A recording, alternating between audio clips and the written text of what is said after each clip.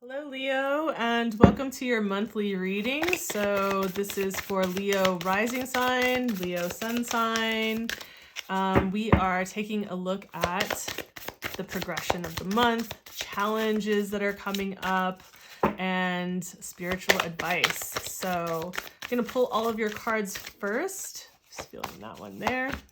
And then we'll get into them individually. Well, there's some like lovely energy that's coming through. Let's see, which deck do I want to use for? I'm going to go with this deck here. Okay. All right, so let's take a look at the progression of the month for you, Leo. And I am going to briefly talk about what is coming up for this, for the, just a couple of notes for the astrology for this month. I'm not going to go into it super deeply. I just want to give you guys a heads up. Wow, you know what? People are getting the, I was feeling that one. People are getting the King of Swords. Like that's come up, I think, 3 times now. So that's super interesting that that's showing up. Definitely interesting. All right, and then we're going to pull one more card for what is your spiritual advice. All right, and I'm feeling one more. It's like this one right here. There we go. So you're getting 2. You're getting 2 of them. So, all right, let's get these all into frame and then we will get into it. So I'm just going to start off by mentioning a couple of things for the astrology because I think it's going to make this make a lot more sense. So really quickly, we start out the beginning of the month, May 1st, actually. Pluto is going stationing retrograde to go back into Capricorn. So it's not in Capricorn yet, but it will station retrograde to go back into Capricorn. And it does this dance, right? Like we talked about, like what a big deal it is for it to move because it only happens every like 15, 20-ish years, right? So like for it to move into a new sign is a big deal. However, it does this dance where it does a little bit of the retrograde a couple times, and then it'll go firmly into Aquarius for about 20 years in the beginning of 2024 in February. So that's, I believe it's February. I'll have to double check that date. So next year, let's say. And I've just been looking at so much astrology lately, you guys. So it's like sometimes it starts swimming in my head. But anyway, so that's what we have at the beginning of the month. And that might be stuff that you see more collectively. However, you can check your chart for where Capricorn is to get a sense of like, what is it you've been dealing with the last 15 years and the themes of that particular house, like whatever house it's landing in. So if you want more information about that, let me know. I might do a video on that. I'm not sure. So, but yeah, let me know. And then what we have that I think is like the bigger deal is that we have May 5th, we have the full moon lunar eclipse in Scorpio. Now I'm talking about this from the tropical perspective, from tropical astrology. And so sometimes I incorporate sidereal, sometimes I don't, So I'm talking about tropical this time, but this is important because we're coming from the solar eclipse that we just had, right? The new moon solar eclipse, and then it gets bookended with, and that was a north node eclipse, and then this gets bookended with a south node eclipse, and this can be, I feel like this particular eclipse can be maybe a bit emotional, and here's why. I really want to let you guys know a little bit more about this really quickly. So the south node eclipses are definitely about this releasing and letting go, whether we do it voluntarily or not, right? So that's why some people are like, oh no, eclipse season, I don't know what's going to be like, let go. Because remember, eclipse season can bring in, like it ushers things in and it moves things out. And so it can be that kind of process. So here we have that south node eclipse. We also have it, it's the full moon. And so as we know, the full moon can amplify emotions. It can definitely amplify emotions and feel like they're at their peak. So that's another aspect that can feel like it really raises the bar and steps things things up a bit and makes it maybe a little bit more extra.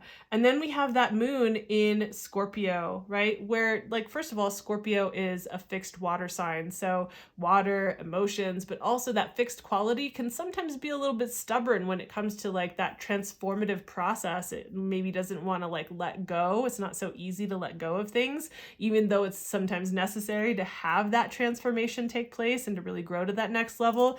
And so Scorpio can kind of be like that. And also the moon in Scorpio is not comfortable. It's like it has a hard time there, you know? So we have all of this like water and emotion and, you know, all of these themes really coming together that really say, this can be an emotional letting go kind of experience. It can also, though, be a period where you feel like you're ready to release and let go of some like things, people's projects, like, you know, different identities, like who you were and what you're stepping into, feeling like you're like closing the chapter in a book. And so you might feel more in this stage of like clarity and releasing whatever it is. And again, you can look to where Scorpio is in your chart and what house that's hitting, and that'll give you an idea of which area of life you're going to see these themes like really coming up in. So it can be like that. It can be something that you're feeling more internally or something that you're experiencing with external experiences.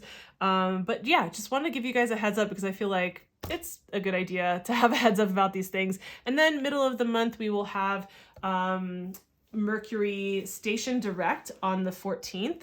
And, you know, once it stations direct, it doesn't mean like, whew, it's all over. It just means that it's like slowly coming out of that energy. So even though it's direct, it takes a little bit of time for it to kind of like really build that momentum. And that's what we're going to see happening through till the end of the month. And then there's a whole bunch of astrology, which we're not going to get into. So I just wanted to give you some highlights to take a look at for while you're to consider as you're going through the month. So with that said, let's like really get into like how we can keep that in mind as we're looking at the progression of this month, right?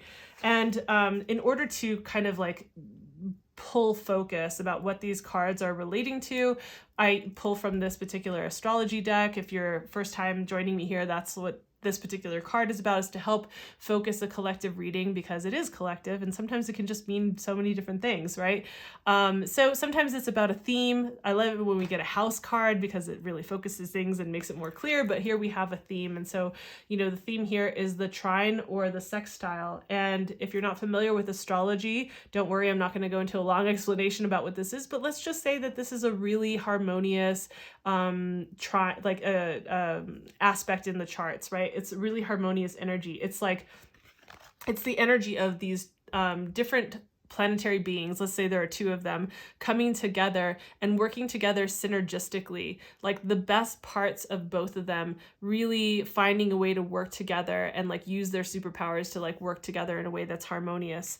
So I definitely feel like this has to do with either you and other people, you and a project, like however, wherever you feel, and I trust that you probably in me describing this, the reason I'm describing it is so that you can just kind of intuitively feel like, oh yeah, that's about me in this, you know, this friendship, or that's about me in this work situation, or, you know, whatever it is, right? So you're going to know for yourself, like where that makes the most sense. So that's something that we can kind of come back to, is like, this is the theme about how this is all unfolding. You know, do I like it better when we have a house card? Absolutely. But this is what we got. This is what we're working with. So let's get into it a little bit more. And what we have showing up at the beginning of the month is the Two of Pentacles. Again, this is when we're coming in with that Pluto stationing retrograde, with the full moon lunar eclipse in Scorpio in tropical astrology. And then the middle of the month is where we're moving into like, well, we'll get to that. So we have the Two of Pentacles, the King of Swords, and the Nine of Cups. A challenge card being the Queen of Cups, which I think is interesting. And then we also, so much cups. Look at all the cups we've got going on here for the Leos. We've got a lot of cups happening. So we have the Page of Cups and we have the Five of Cups for your spiritual advice.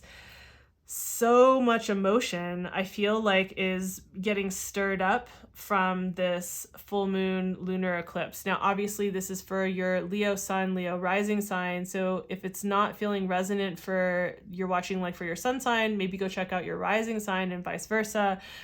because, you know, some months it's going to be hitting right on for you and some months it won't, because it's a collective reading. We can't possibly hit every single Leo that's out there, right? So let's start with the beginning of the month. We're looking at the Two of Pentacles, and I think that you're really trying to figure out the way to balance these energies that we were talking about, to work with them in a way that is synergistic, in a way that is harmonious. And this might be also just like having to do with having that kind of synergy with two areas of your life, right? You could be trying to balance out different opportunities or different areas of your life. A really easy example that I like to give is like work-life balance or friends, relationship life balance, right? Like it's this kind of weighing things out and trying to find a way to actively be involved in like how you can create a harmonious situation within this dynamic, right? Of between you and other people, between different parts of your life. And so, or different opportunities that you're weighing out, right? Especially things that, and they have to do with things that you value, because we are looking at the Two of Pentacles, and the Pentacles are the earth suit, and they do relate back to like what it is that we value. So, so that's something to just take note of, that is you're coming into the beginning of the month with that theme being on the table. And I think that makes sense, that you're probably going to feel maybe some things bubbling up or some weighing out of values of like what you value and how to balance out those values and have them work together in a harmonious way with the eclipse that's happening, right? And then we move into the middle of the month and we have the King of Swords showing up. I like to think of the King of Swords as like a philosopher king, of like a king that is like logical and clear thinking, and yeah, just very like knows himself very well, is very clear headed and can communicate very well, and definitely like someone who is a philosophical type of person, right? And uses and enacts those. I kind of think of sometimes Marcus Aurelius when I think of the King of Swords. Like if you are familiar with Marcus Aurelius, then maybe that'll speak to you as well. So, you know, and with this, like whenever we're looking at the kings, we're talking about stepping into our own authority as, you know, as a leader, and having a certain sense of responsibility for what it is that we create, for the impact that we have, and for what we're creating in our worlds, right? So, and this doesn't necessarily mean you have to be like leading a team or be the leader of your family unit or whatever it is, although it can. But this is, you know, I think it more points to the kind of like stepping into a level of leadership and responsibility and agency within our own lives with what we're creating. We're creating our kingdom, right? We're ruling our own kingdom. And so we know that doing that also has an impact on, of course, the people around us. It has an impact on the collective for sure, like the work that we do with ourselves, but like with where you're stepping into yourself and your life, really moving into the space of personal autonomy and authority that comes from a place that is like very clean and clear. And I would say enacting any kinds of philosophical beliefs that you feel would be helpful in helping you navigate through this time. Now, being that it is an air suit and Mercury will be coming out of retrograde during that middle third of the month, right? On the 14th, right? It'll station direct. So being that it has to do with that, and Mercury is very like much associated with the air sign Gemini, I feel like that could definitely, I mean, it's also associated with Virgo, but it's associated with also with Gemini as that air sign. And I feel like that can be like very quick energy. Also, the swords can be very quick energy coming through. So I think, just really, as much as you're wanting to move forward with things, like especially with these things, the opportunities or the things that you're trying to balance and move forward with, to make sure that you're still being cautious to not move too quickly and not to be too rash with anything. So then we come into the end of the month and we have the Nine of Cups for the last third of the month. And, one of the things that I love about the last third, one of the things that I love about the Nine of Cups is it feels celebratory. It feels lovely. Like this is kind of looking around at your, like the hard work that you've put in and really recognizing yourself for the achievements and like what you've accomplished at this point. and feeling good about it, like allowing yourself to celebrate, like give yourself a little bit of a break, go out for like cocktails with friends, or like, you know, it's like good food, good wine, good music, right? Just like enjoy life a little, like allow yourself to have some room. Like it doesn't all have to be like work, serious, like heavy stuff. I think the energy starts to lighten up as we start to move into the end of the month. And I also feel like that trine energy is very it's very easy, right? It just like, it feels lovely. And so I feel like this energy definitely aligns with that as well. So then we move into the challenge, and what we have showing up here is the Queen of Cups, right? You know, with the Queen of Cups showing up in a challenge, I think it's really interesting because I think that for some of you, there is this ignoring of, or not paying enough attention to, not giving enough space for the emotional world and your intuitive self and your creative self. So all of these having to do with the Queen of Cups, right? She's normally like this muse, definitely has more of that nurturing energy with the emotions, and is, you know, of course, creative, being that muse-like kind of, you know, queen, and having that quality. And so being in this challenge position, I feel like, you know, and just seeing the other cards, I think that this makes sense, is like there is this, I think there's just not enough attention that you're giving to your emotional world and what would nourish and nurture your emotions, especially while we're dealing with this eclipse, especially. So make sure that you're paying attention to that. And I think that, well, let's take a look at the spiritual advice, because I feel like the spiritual advice actually speaks to this a little bit. So we have both like the Page of Cups, and we have the Five of Cups showing up together. Right now, the pages are definitely like this very curious and very useful type of energy. Like I love the pages, and the Page of Cups is definitely, you know, curious and creative and more fanciful, and you know, like not, well, we won't talk about the shadow side of the pages, the cups, because this is your spiritual advice, right? So I feel like it's just really pointing to looking at life and feeling into life with this awe, like kind of like wonder, this young, youthful way of being able to look at the world and daydream and dream into what's possible. You know, I don't mean daydreaming in a shadow sense where you get lost in that. I mean just like allowing yourself to like daydream and about the possibilities, to let yourself have your fantasies, like to go cloud watch, and you know, I can see shapes even in these clouds, right? So go cloud watch and, you know, do things that put you into a space of more creativity and more openness, and more allowing yourself to like be in what feels good for you, and to daydream about like what that could be created. Now with the Five of Cups, what I see here is like part of what's probably hindering you, slash what your advice is you can't be focused on the spilled milk. I call this a spilled milk card, right? Like your guides are basically just sitting here going like, hey man, you know, you can't just stay focused on the heavy shit that is from the past. Like things didn't work out maybe the way that you wanted. You might have regrets about what you did or said, or how things went down in certain situations.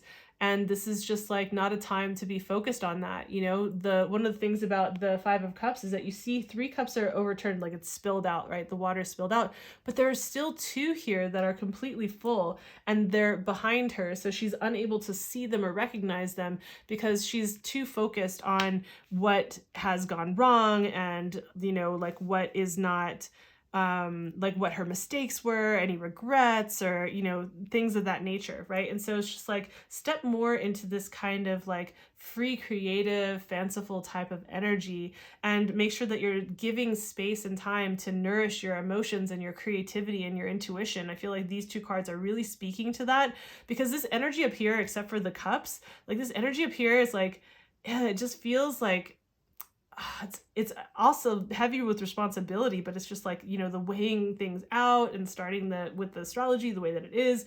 And I feel like this kind of trine energy, all of this is really, all of these cards, even this card, is really just coming back to like about feeling good, feeling that ease, right? And when we feel at ease, when our emotions are more at ease, we feel more our creative selves come forward, and we feel more of that intuitive self come forward as well. And so this is what I'm feeling like really coming through. I know this isn't really focusing on a very specific like thing, like this is about work or a relationship, right? If you want to get really specific, again, like you can always book a personal reading with me. That's the best way to get like the very nitty-gritty specific stuff, which is in the description box down below. So that's a way that you can do that. But yeah, so I would say if you want to get more of the full picture, because this is the bookend, right? This is the month reading, but it includes the lunar eclipse. So you can go back and watch the solar eclipse reading, which actually takes you all the way through to the lunar eclipse. I will be putting out videos for specifically just for the full moon lunar eclipse that goes from the full moon lunar eclipse to the next new moon, and that will come out a few days after these videos come out because it's on the 5th, right? So that'll be out on the 5th. So definitely, if you don't want to miss those, go ahead and turn on the notification bell, and please consider giving this a like and subscribe. It does help my channel as I'm building it, and it's just super appreciated. So thank you for being here. I hope this was helpful. I'll see you in the next video. Bye.